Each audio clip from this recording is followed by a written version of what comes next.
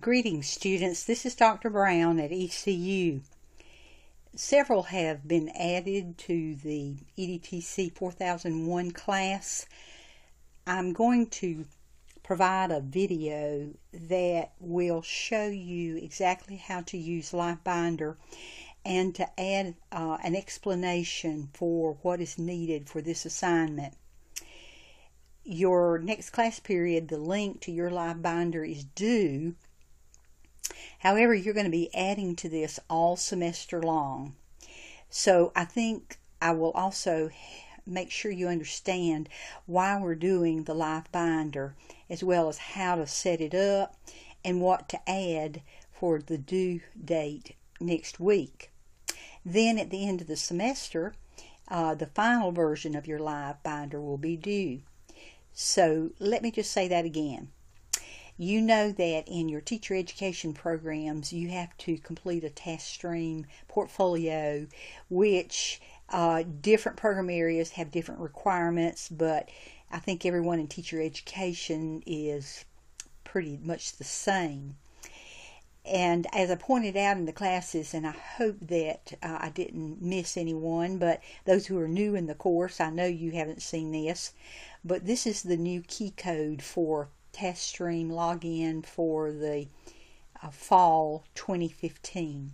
If you're not sure what this means, please contact your advisor in your program area, because each program is different, they vary, and I don't want to give you incorrect information. So you can see I've got this on Blackboard announcements, and this is here for your information. The key code for task stream for fall 2015, and also applies to the spring semester. So at the end of the semester, you will have, let me go into assignments. At the end of the semester, you will have completed all the assignments that are in these folders. And then you will also, at the end of the semester, have completed the LiveBinder, which will have all the assignments, and the link to the LiveBinder will be pasted into task stream. And so I know that that might be a question that a couple have asked.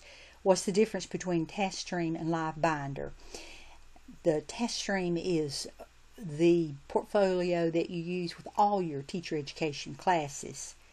The LiveBinder is just a way to organize all your assignments in EDTC 4001 and to keep a record of what you've done as far as digital literacy is concerned.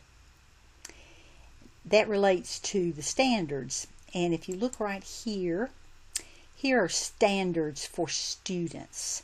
This is national standards for what students should know and be able to do with relation to digital resources, computer technology. And so you're going to be referring to these standards because each assignment should be mapped or aligned to one standard. Some of the assignments could be mapped to 2 or 3 or 4 of these, but for our purposes, you'll just find the one standard that you think most supports the assignment that you're submitting for that week. So let's go back to this first assignment. I want to make sure that I don't forget anything in the video. Here's a little outline. I'm going to encourage you, first of all, to read in your LiveBinder Blackboard. This is the folder in. Back up for those who are new in the class. When you click on your Blackboard link, log in with your ECU Pirate ID and password, and you will see the syllabus on the left and then assignments. This is on the sidebar of your Blackboard course. When you go into assignments, you will see here's some resources up here, such as the course calendar, is the due dates and the standards there, how to register for IHAT. Now let's look, but what we want to focus on is this assignment right here. I wanted to make sure that you take the time to read these two handouts, because these will tell you, you're going to have to just read through it because it tells you everything you need to know about the first assignment. It says, open a binder, a live binder account, set up your tabs and your sub-tabs. This is what the home page should include, how to write the rationale, and the fact that each assignment in the course, and the term artifact I may use interchangeably with assignment. Each of the assignments will be added to your live binder throughout the semester. It's a storage place. You upload your assignments when you finish them. You will upload them to the Dropbox for grading. That's where it goes for the grading purposes. And after the fact, perhaps after you get feedback on an assignment, then you go back and you add it to your live binder as a way to archive it.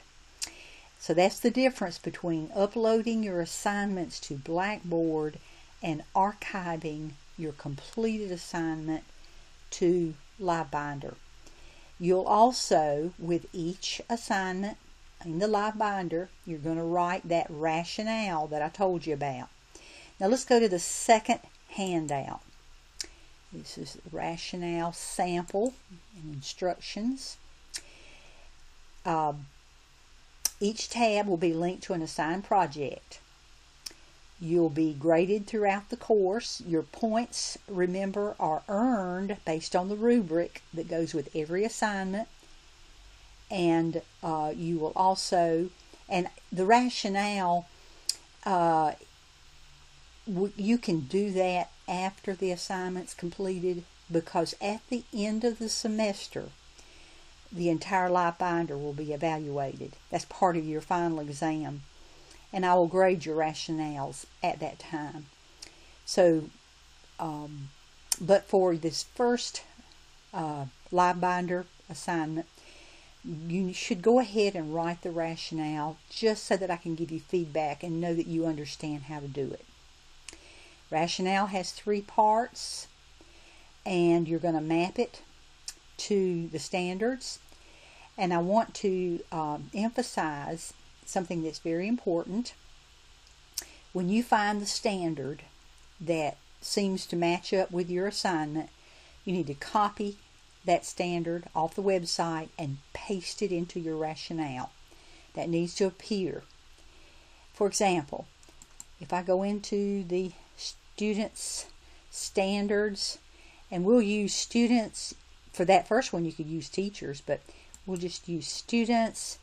And we're creating an authentic portfolio in the live binder is what we're doing. And so let me see, I just happen to know, because I read through these earlier, I just happen to know that probably a very good standard that supports what you're doing is Digital Citizenship, standard number 5, C, demonstrate personal responsibility for lifelong learning. If you create a live binder and archive your assignments, then you are demonstrating personal responsibility, and those assignments could support you next year and beyond. Another one might be to advocate and practice safe, legal, and responsible use of information technology, because you will be aware of the safety issues, what's appropriate and inappropriate to include in your live binder. Let's see if I can find another that might apply.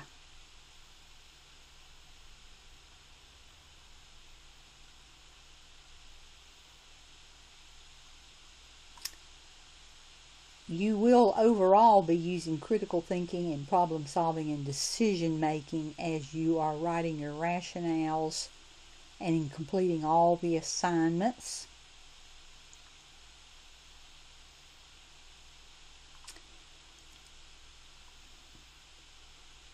Your live binder is a great communication tool. You could create a live binder with a lot of different lesson plans, share that with fellow teachers, and it would meet this standard. Standard 2, communication and collaboration. B, communicate information and ideas effectively to multiple audiences using a variety of media and formats. And that certainly, to me, is probably the absolute best one. So, I'm not getting my mouse to work just correctly here, but you would copy and paste this particular standard, and then you would go back and you would paste it into your rationale. So that's how that works for that first part of the rationale.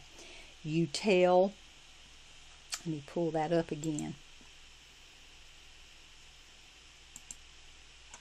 Yeah, you describe what you did and how you did it.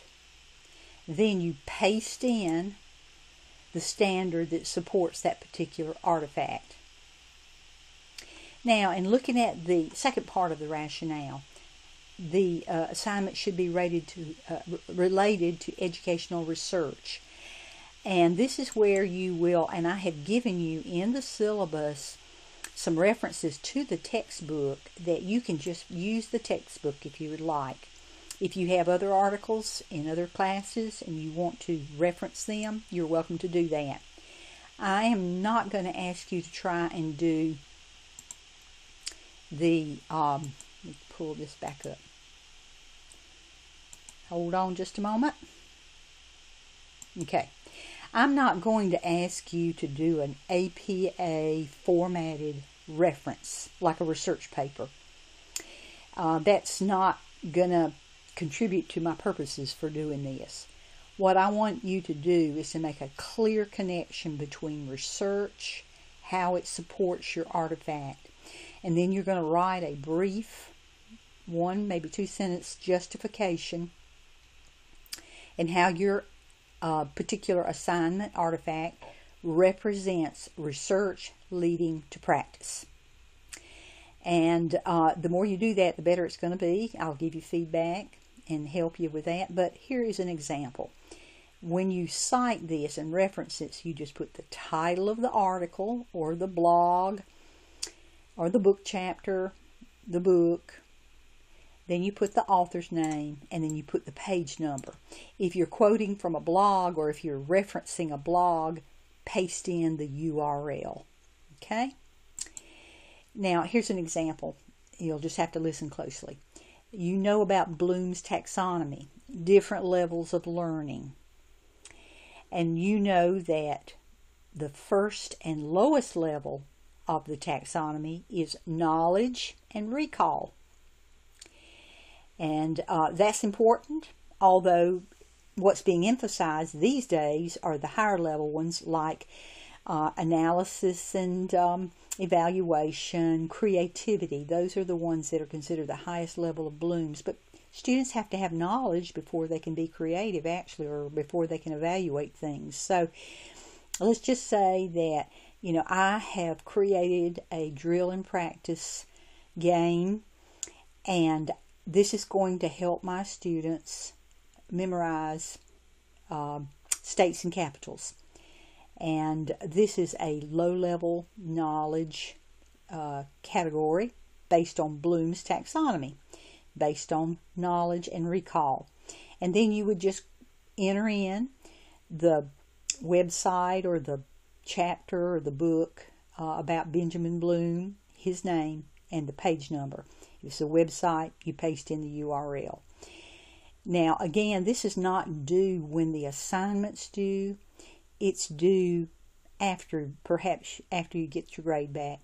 But you do not want to wait till the end of the semester to write these rationales, because you won't be able to do it. It's too much, and you won't remember what you did. So you want to do it sometime between near the due date, right after the due date, and before the next assignment rolls around. And so that at the end of the semester, you'll have them all written. I will grade the rationales as part of your final exam. And then the last part, of course, is how you will use this in the future. Now, and this is really not difficult. After you've written one or two, I think you will find it comes automatic for you. Here is an example of a rationale that I have added to this handout that's in Blackboard, and you can read through this where I explain. I'm writing this as if I'm writing the rationale for the live binder. And so I describe what I did and, how I did it.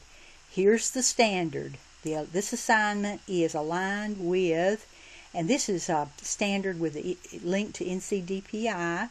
Students demonstrate creative thinking, construct knowledge, and develop innovative products and processes using technology. I think the one I just showed you on the net standards for students is better than this one, but see how I pasted it in. And then here, this is the part of the rationale that talks about theory and research and how it is applied to your project, in this case the live binder. And see how I've referenced it?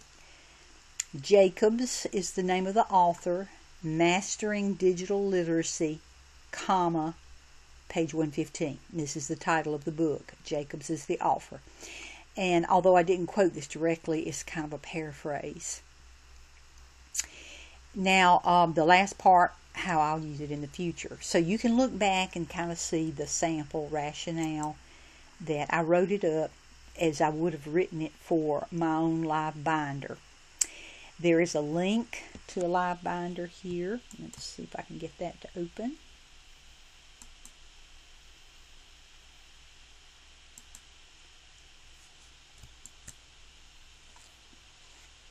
Yeah, it was already open. Now, see, it's asking for an access key. That's the reason why I said it'd be better to make these public, because without the access key, I can't get in. And so, unless you provide it to me, and that you may not always remember to do that. But what's going to happen when you start using your live binder? Now, I think I've explained the why and the what and the where for this live binder assignment that's due next week. And all that's due is your live binder that you've set up through your live binders account, and you need a home page, and you need the rationale. Now, I think I had said in the 001 section that you didn't need to write the rationale, and I'm not going to renege on that. That's what I told you, but you're going to be needing to do that anyway, and so I would go ahead and write it so that I can give you feedback on it. Sections 2 and 3, you know that your rationale is due, and then also sections 2 and 3 have a teaching philosophy due for next week. Now, let's look at how this is going to be when you first start the assignment. Right now I'm logged in, so I'm going to log out. And now all you need to do to get to this website is type in www.livebinders, notice it's plural.com. That's how you get to the website. And then you are going to sign up. You look up here in the upper right corner of my screen. You're going to sign up. You would log in after you get your login name and password, but until then you're going to sign up. So when I click on that, it's going to ask you to enter a username, your email, and a password. Now, this email, I would use your ECU email. You can use Gmail or another account if you prefer, but enter your email. You want your password to be as simple as possible so that you can remember it. Don't put any spaces in it. Don't put any caps in it. And then retype it. And once you do that, you'll have your login name and your password. And I don't remember right off if they send it to you through your email or whether you can automatically log in. But this is all you need to do to get your account set up. And of course, as it says, it's free. You can have up to 10 binders free. Some people have 50 or more binders. It's really amazing what you can do with this software. All right, so I'm going to go back and log in. Once you log in,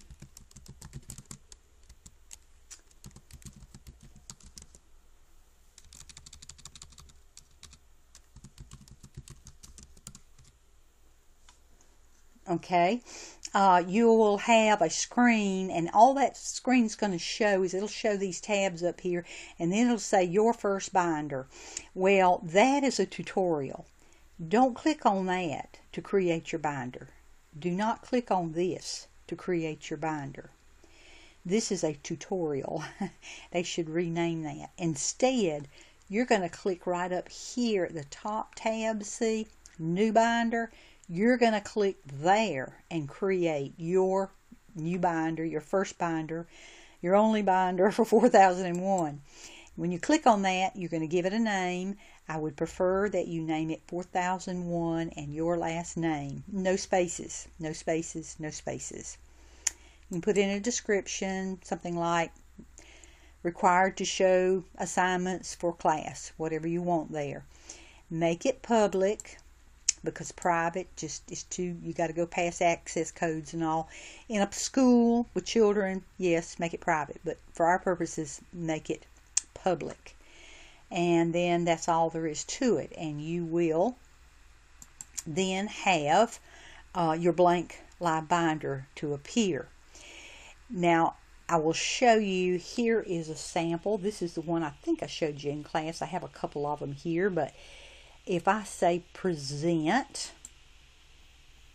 see, I can view this. And this home page, I think, probably has changed because I've been showing it to 3 different classes, you see, and each time I show it, I change it up a little bit. But you'll notice that my home page has a Wordle that I created. I saved the Wordle as a JPG file and to my desktop, and then I uploaded it to this very first tab called Home, and that's my home page. And that's the kind of thing you want. You want something neat, attractive, eye-catching, simple. You be creative, and you'll learn how to use the live binder by playing around with this first part of it. For next week, all that's due is your live binder created, your template, your first set of tabs, and then you want to add also some sub tabs, and you can, you don't have to put, well, you would put your rationale and your teaching philosophy in the sub tab. Up here where the tabs are, you will put in, and these are a little different because they're from a different class, but you're going to put in those tab names that are included in the assignment. Make sure I got the right one here, I believe.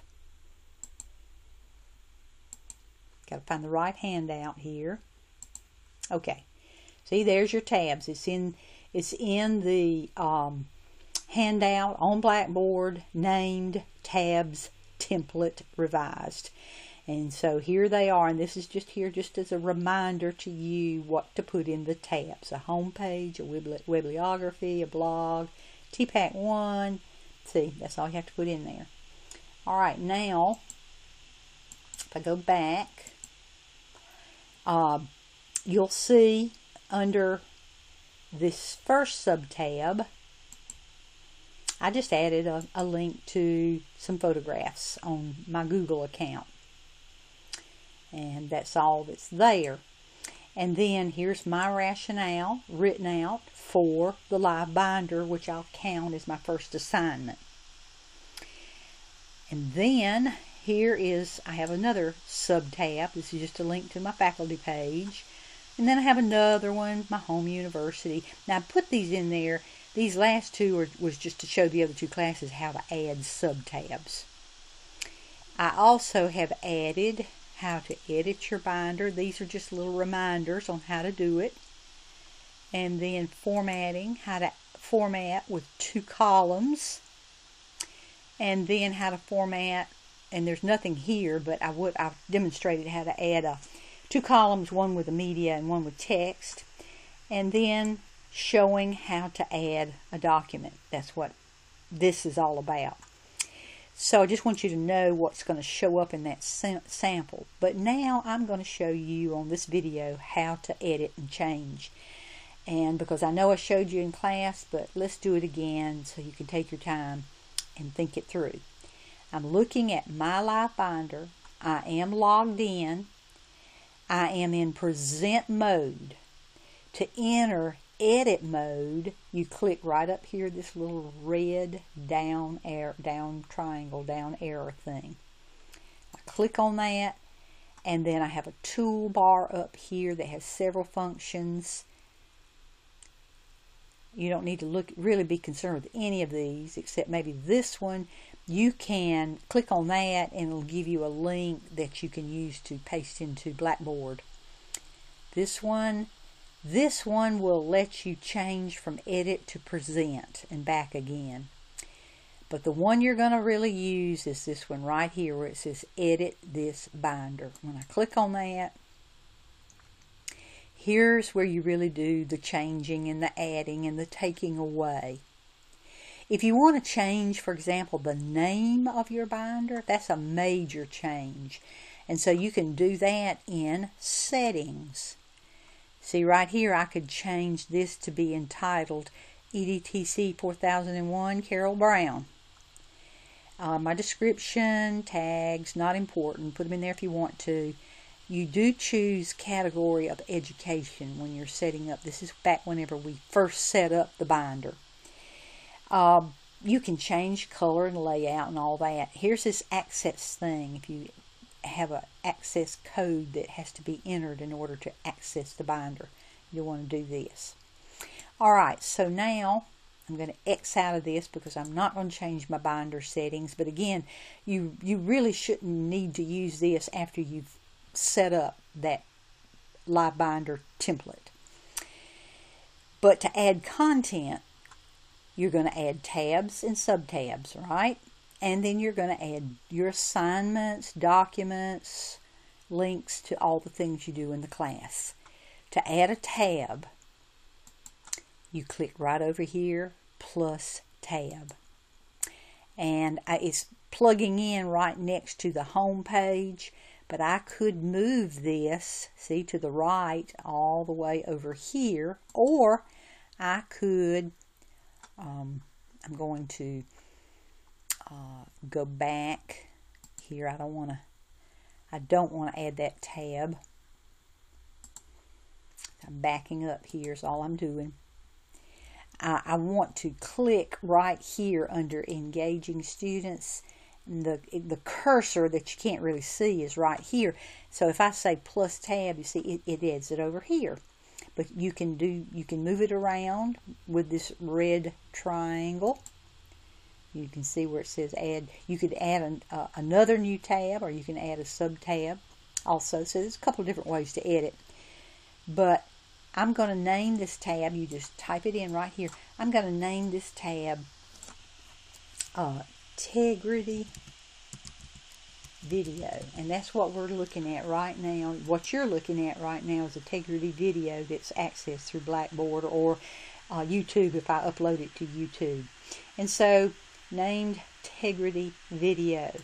Now, let me see. I think I'm going to add a link to a video, so I got to get to that link. So watch what I'm going to do. I'm going to go back into my browser, and I'm going to go into this Integrity workspace. You don't need to worry about how I got to it, but anyway, I'm there. And I'm going to look at all the courses, see. And if I go into, let's look at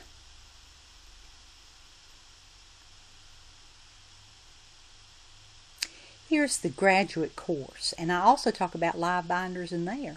So I'm going to click on that. There's the link to that particular video. I'm going to copy it. Copy, Control V, or Control C, excuse me. And I am going to now go back to my live binder. And I'm going to say Control V like Victor and paste in, insert, and I've got a pop-up blocker there. But anyway, now see that I've accessed the Tegrity, and I've added that to my live binder. So let's go back and see what that looks like. It's added, and I'm going to save it. And now I want to see what it looks like. So I'm going to go to Present. And I'm going to see the tabs added, Tegrity Video. And it takes me right here to the video, or to the website that lets me access all the videos. Now, like I say, the pop-up blocker's in place, so that's popping up. But anyway, there is a link. Well, I don't think I like that. I think instead I'm going to go back into Edit. And I want to change this. So I'm going to go in and I'm going to clear. See, I clicked on that red triangle. I'm going to clear Tab Contents. And it's all gone away. So instead, let's see, I think I'm just going to add in, let's see, my volunteer site. And so I can I can add content at this point. So to add content, see right here, plus content. See, I'm not adding a tab. I'm adding content. So I say plus content. And I think I am going to upload. See where it says upload. And then you browse your desktop. It's just like Facebook or Blackboard. I'm going to find a photo. Let's see if I can find one. No, I tell you what, instead of a photo, I'm going to upload a PowerPoint. So this is my volunteer site. And I'm going to, see, I've added it now. It's going to be upload. And see the little bars over here? It's uploading. It's a pretty large file, so it's going to take a few minutes. Okay, now it's uploaded. I'm going to X out. Notice I don't submit. I X out. And there is my PowerPoint. That's my volunteer site from last spring.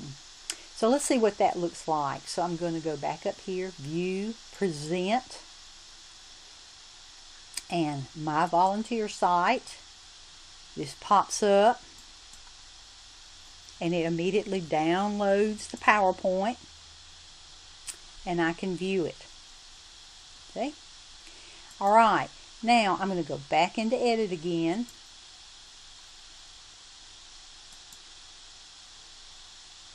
And this time I want to add a rationale for this. So now I'm opened at my volunteer site. See, you can see that it's in edit mode and I'm opened up here. So now I'm going to add a sub-tab.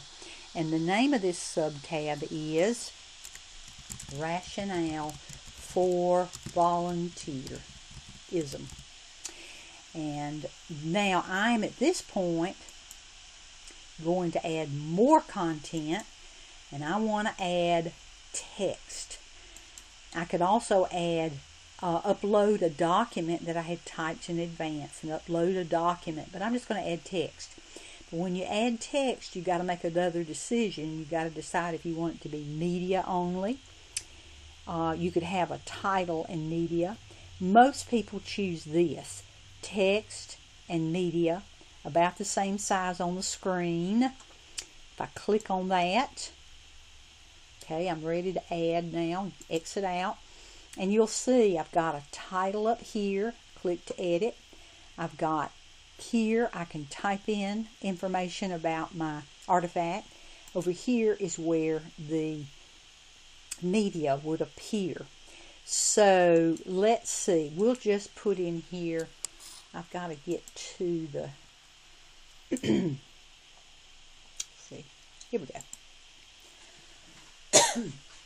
Now here is a blog spot about my volunteerism. So I'm going to go back to my live binder and I'm going to enter Control V, the web link. Whoops, wrong link. I can see already. See the error there? Let's go back here.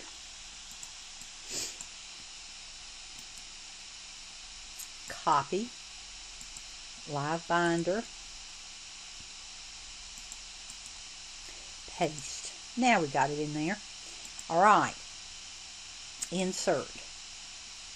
Okay, now over here, let's go right here. See where it says click to edit? Okay, I have a title up there. So I'm just going to type in that says, this is my blog for book buddies. Okay, there's my title. And of course you can edit this, because see the toolbar up here? I can edit this and make it colors and that kind of thing. Or I don't need to make the background. That's not good.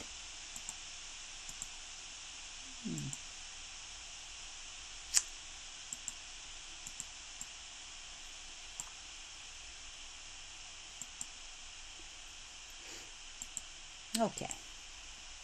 Now, here when you say click to edit, see this is your left column. Remember it was dual. It had media on one side, text on the other.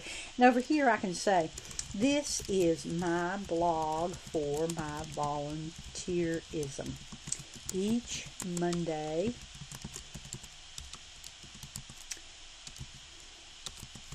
I would participate in literacy projects at the Oakmont Community Center. I worked with children to help them read. This is supported by standard, and then you can just paste in here the standard that goes there. Then the next part, research says that students respond well to one-on-one mentoring, and many at-risk students will improve and stay in school if they participate in an after-school program. And this is based on the book Volunteerism by Carol Brown. Not really. 2014. So anyway, that's how you do that. And then the last part here, I will use this in the future. I will use this idea in the future because I know teachers depend on volunteers, and I'd like to set the example.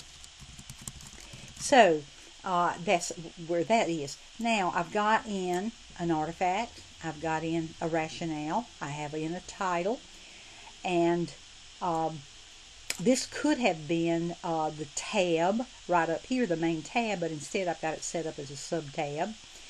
And I am going to, it saves automatically, but you want to make sure by clicking save. Now let's view it and see what it looks like. My volunteer site, and there's my PowerPoint presentation. Now look at the sub tab, click on it, and there you are. There's my blog, and there's a rationale, or even just an explanation for what this is. So this is pretty much all the tools that you would need to use with the Live Binder. I hope this is helpful for you, and I'll work with you more in class next week, but you should be able to do this on your own so that I can grade it and give you feedback, and you can move on to your next assignment.